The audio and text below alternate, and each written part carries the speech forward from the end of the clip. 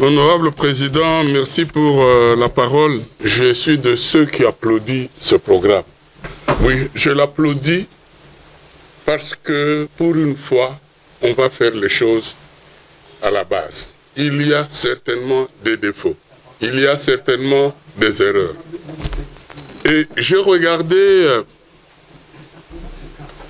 dans la page relative à la préparation de ce projet, je constatais que le délai qui a été donné aux enquêteurs sur place était très court. Du 30 au 20 novembre. Ceci explique cela.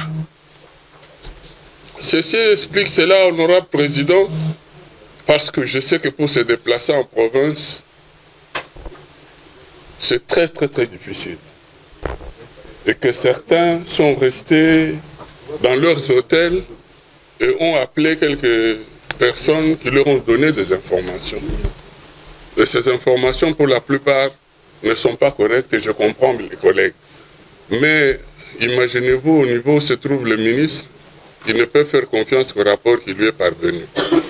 C'est pourquoi, sur cette question, j'aimerais que le ministre apporte une rectification pour la suite de ce programme. Parce que ce qui est important, c'est de dire qu'est-ce qu'il faut faire plutôt que de se lamenter sur ce qui a été fait.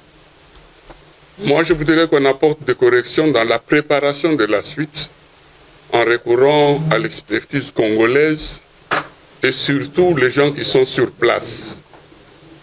Honorable Président, les défauts de la cause essentielle de ces dysfonctionnements, c'est le fait qu'on a pris des gens à partir de Kinshasa. Et je sais que le ministre qui est en face de nous est un fervent défenseur de la décentralisation comme moi. Du pouvoir et de l'activité. Je ne vais pas me laisser influencer, mais je prendrai l'opportunité la prochaine fois de déranger aussi les collègues là très sérieusement. Honorable Président, je suis défenseur de la décentralisation. C'est pourquoi je pense qu'il fallait recourir aux ingénieurs locaux, au personnel local et leur donner seulement des ingénieurs qui viendraient de Kinshasa en appui. Mais ça ne peut être corrigé que dans le futur. Parce que les choses, la machine est lancée, on ne peut pas rectifier. Honorable Président, par contre, je suis très inquiet. Très inquiet par une série de composantes qui sont prévues ici. Et j'en ai l'expérience de plus de 40 ans pour pouvoir m'inquiéter. Honorable Président, dans ces pays ici, on a dépensé beaucoup d'argent pour réaliser un certain nombre d'ouvrages et la pérennisation a été zéro. Et je me vois mal un programme comme celui-ci démarrer sans sa composante 3, qui est, à mon sens, la composante de base. C'est cette composante qui aurait dû porter l'ensemble de ce projet.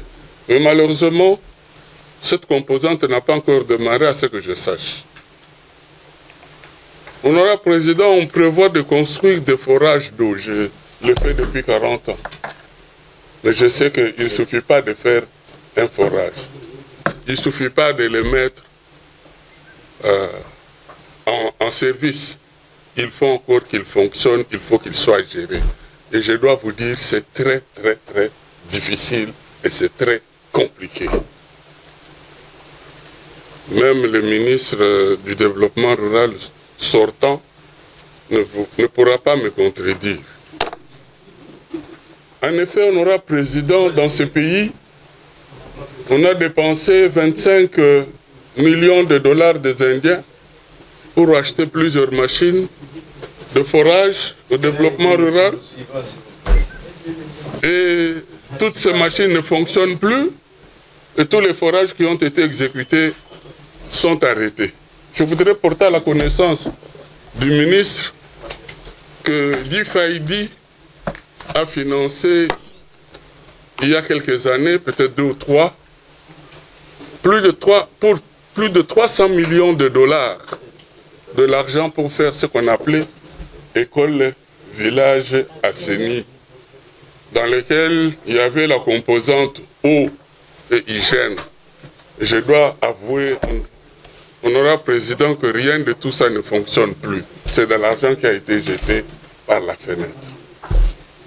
Et donc, puisque ce projet est de notre gouvernement, n'en déplaise à d'autres, il est de notre gouvernement. Nous devons appuyer le gouvernement pour corriger ce qui n'est pas encore fait, notamment dans la mise en place du système de gestion de toutes ces infrastructures. Honorable Président, je vois qu'on voudrait construire des centrales solaires. Et comme vous le savez, j'en ai construit une. Mais je dois vous dire que ce n'est pas donné à tout le monde de gérer une installation solaire parce qu'on a formé des gens pendant 6 jours. Non. Mon expérience montre que la maîtrise de la gestion d'un service public, et d'ailleurs vous en avez l'expérience, prend énormément de temps. Quelle que soit la formation de la personne, la formation de base, mais il faut un accompagnement soutenu pendant plusieurs années pour que des automatismes de gestion s'installent dans les chefs de ceux qui ont la charge de gérer. Et ça, je voudrais, Excellence, Monsieur le Ministre, attirer votre attention sur cela. Ne laissez pas de casseroles derrière vous, puisque vous salirez la mémoire d'un grand homme que j'admire.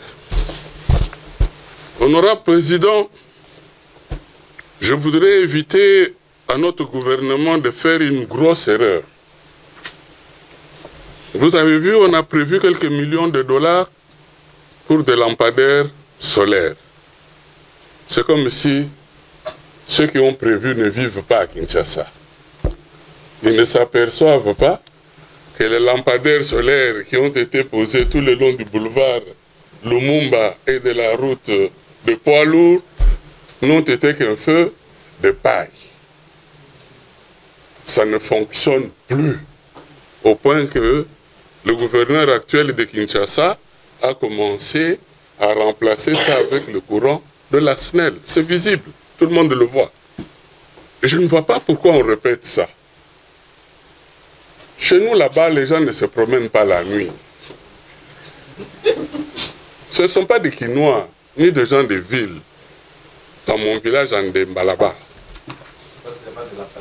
Non, il y a des lampadaires solaires LED que moi j'ai posé. Ça s'allume à 23h, ça s'éteint à 23h. Les gens doivent aller au champ le matin, donc ils doivent dormir. Il faut que cela soit bien compris auprès de notre ministre, que ces lampadaires solaires ne servent à rien. C'est juste pour donner l'impression qu'on a fait quelque chose. Mais au bout de quelques 2 ans, ces lampadaires vont s'éteindre et ça restera des monuments. Notre pays n'est pas le premier à le faire. La Guinée l'a fait, le Togo et bien d'autres. Et même le Sénégal, là où on est allé copier un peu une partie de ce programme. On voit bien que ça pose des problèmes à la population. Donc je voudrais qu'on reconsidère cette question-là, parce qu'on n'a pas encore dépensé de l'argent, de pouvoir l'intégrer dans l'électricité qui sera produite par les centrales photovoltaïques. Et je vois que c'est une très bonne chose. Parce que, non, honorable président, permettez-moi, aujourd'hui je vais désobéir à ça parce que c'est un projet, c'est un programme qui, pour moi, porte le pays. Vous avez combien de questions? Il me reste 3 questions, une recommandation. Donc j'aimerais, parce que je vois qu'on a prévu des puissances de 100 kW, je vois que c'est toujours une bonne chose. Mais, honorable président, puisque je l'ai déjà fait avant eux, je dois dire qu'on n'envoie pas l'électricité dans une case en paille. Moi, j'ai combiné ça avec tout un autre programme. J'ai dit, vous voulez avoir l'électricité chez vous à la maison, chez moi en Demba, à Beneleka. Monsieur, vous devez avoir une maison en matériaux durables. Et ici, on a mis un peu la charrue devant. Je comprends qu'il y a une partie de la politique. Mais nous devons faire les choses pour une fois. Montrer que les Congolais sont capables de changer leurs conditions de vie et la condition de nos populations. Je suis très heureux et j'aurais voulu que ce programme de énergie solaire, centrale solaire, soit couplé avec un programme de transformation agricole. Vous savez, honorable président, je voudrais demander des excuses à ma collègue à côté, parce que je vais parler de femmes. Je sais que la plupart des collègues députés crient droit de la femme, ceci de la femme, mais elles ne connaissent pas la souffrance des femmes rurales. Parce que les réclament des postes, au lieu de réclamer l'amélioration des conditions des femmes rurales, mais qu'elles les utilisent pour des besoins politiques. Honorable Président, je disais que j'aurais voulu que ce programme soit couplé avec un programme de transformation de produits agricoles, dans la mesure où, là où on mettra une centrale solaire, il serait souhaitable qu'il y ait des moulins, des décortiqueuses à riz électriques et un peu de l'artisanat, plutôt que seulement partir au marché public, occupé une seule fois pendant la semaine. Je voudrais, après cette question sur l'énergie solaire, je voudrais revenir à ce que tout le monde ici considère comme la solution à la problématique de l'approvisionnement en produits vivriers ou agricoles dans les grands centres. La question de route des dessertes agricoles. Honorable Président, depuis des années, depuis que cette notion de route de desserte agricole a été amorcée, on voit bien qu'on n'avance pas, on patauge. Parfois, la réhabilitation de la route de desserte agricole qui débouche sur une route d'intérêt provincial ou d'intérêt national ne sert à rien dès lors que celle-là, la branche mère, n'a pas été entretenue.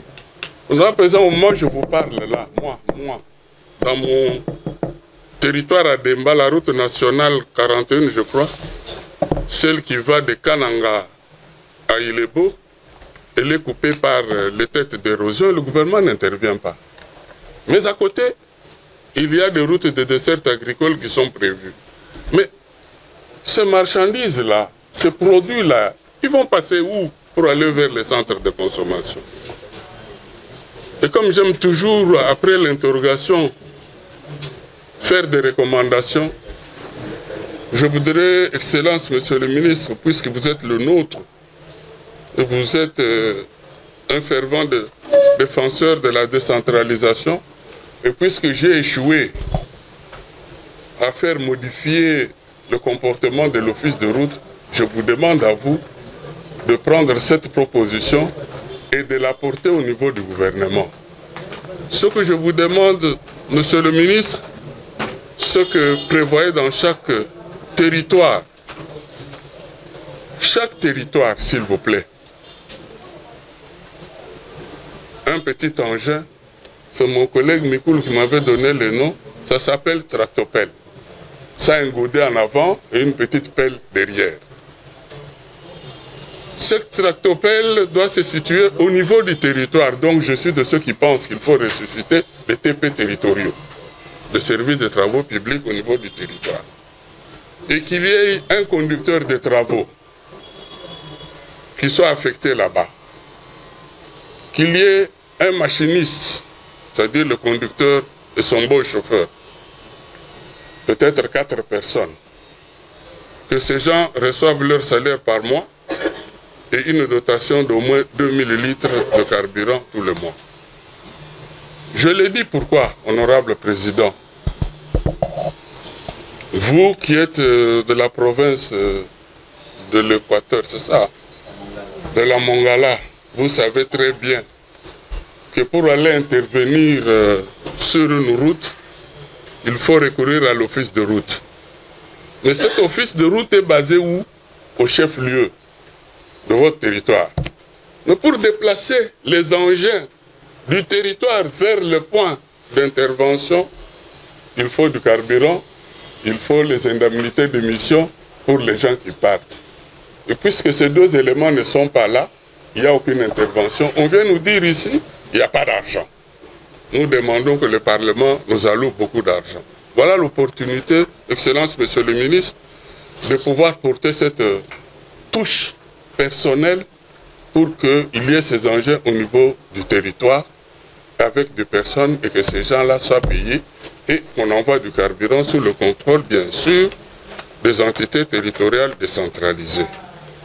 La dernière recommandation, et c'est là que je vais finir, même si je n'ai pas tout fini, je demanderai de parler au ministre, parce que j'ai beaucoup de choses à dire. Inbox, peut-être pas, j'irai le voir chez lui au bureau.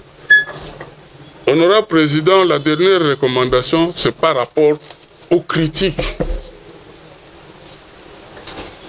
Aux critiques que nous entendons auprès de personnes qui se plaignent de prise de position des agences d'exécution. Si nous avons bien compris la vision du chef de l'État, le programme du gouvernement, c'était de faire en sorte que ce programme, je l'ai entendu, le chef de l'État Kananga dire à la population qui lui demandait du travail, du travail. Vous allez avoir du travail au travers du projet 145 territoires. Ça, c'est ce que le gouvernement dit.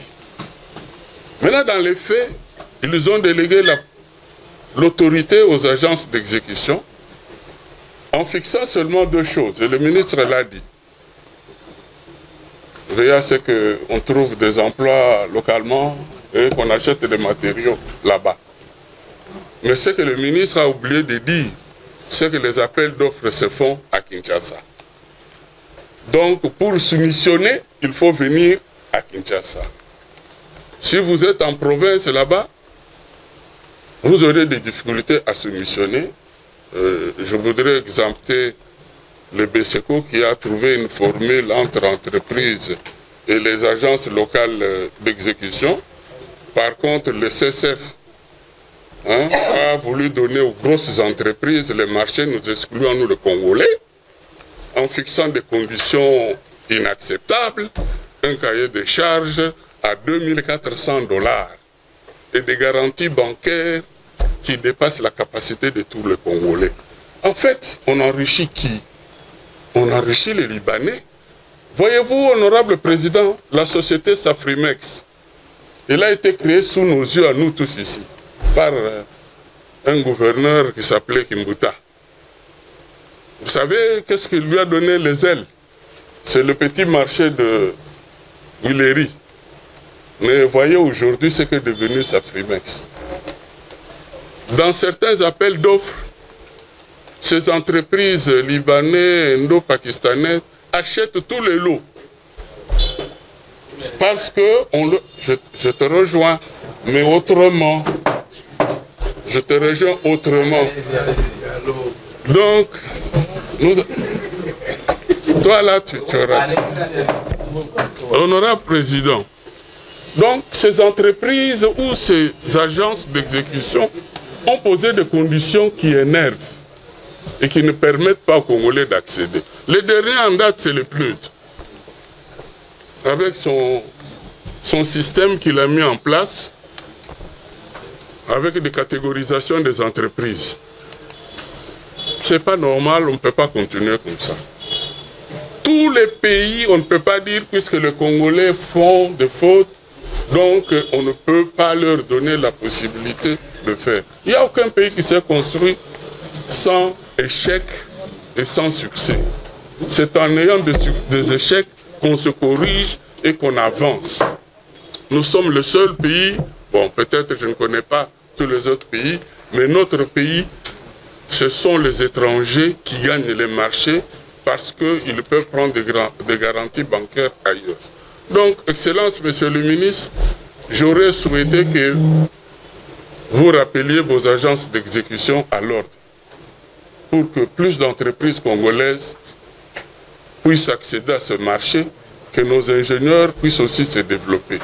Un pays ne peut pas continuer à être pris en otage par une certaine catégorie de population, comme dans les transports, comme dans l'alimentation et comme dans l'agriculture. C'est sur cette note-là que je termine en priant, Monsieur le ministre, collègues députés, élus légitimes, même si maintenant vous exercez les fonctions, de considérer mes recommandations. Merci, collègue. Voilà.